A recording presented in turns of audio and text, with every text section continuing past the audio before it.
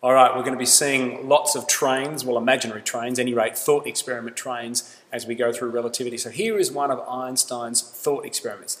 Now remember, what we're working through here are the implications of Einstein's assumption that all observers are going to measure the speed of light as the same, as c. Whatever their frame of reference is, if they're in a frame of reference, they're going to measure all light travelling at the speed of light. And that way we preserve this idea of relativity, that all motion is purely relative. So I want you to imagine our situation here. We've got, from the perspective of this guy here, we've got a train moving from left to right.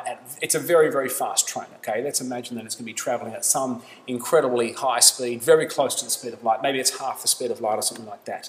So from this guy's point of view, he's going to see this train moving from left to right. Of course, if we flip our frame of reference to our cool dude here in our train, what he's actually going to observe is this other guy moving from right to left at exactly the same velocity.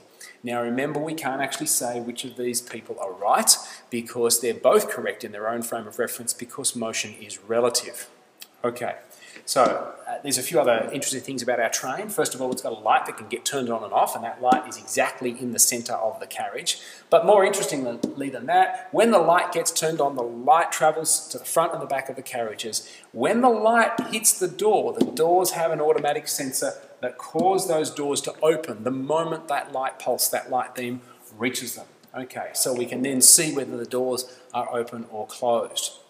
All right, so first thing we're going to do is we're going to imagine all of this from the point of view of the observer in the train. So from his point of view, everything's happening in his frame of reference, the light is in his frame of reference, and the doors are in his frame of reference. Okay, so from his point of view, our observer on the platform is moving in this direction very, very close to the speed of light. So I want you to imagine that we're going to look at this moment here, and the light gets turned on. A light beam is going to travel to the back of the carriage, and it's going to travel exactly the same distance to the front of the carriage. Now remember, we're talking about things from this person's point of view, okay? So from his point of view, this one is going to travel forward at c, the speed of light, and that one is going to be travelling backwards at c, at the speed of light. So they're both going to travel at the same speed, covering the same distance. That means they should get there at exactly the same time. So in his frame of reference, he's going to see both of the doors, the front and the back door, open simultaneously at the same time.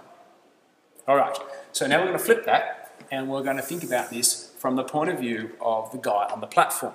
Okay, so from his frame of reference, what he's going to see is he's going to see this train moving from left to right very close to the speed of light. When it gets just exactly in front of him, the light is going to get switched on and a light ray is going to travel backwards and one's going to travel exactly the same distance forwards in this train. But of course, in the time since that light switch was switched on, the train has moved forward some amount. So you can see that the rearward facing light beam, which is travelling in his frame of reference at c, and the one travelling forwards is travelling at c in the frame of reference of this guy here. The backwards one is going to hit the back door first, and so the back door in his frame of reference is going to open first.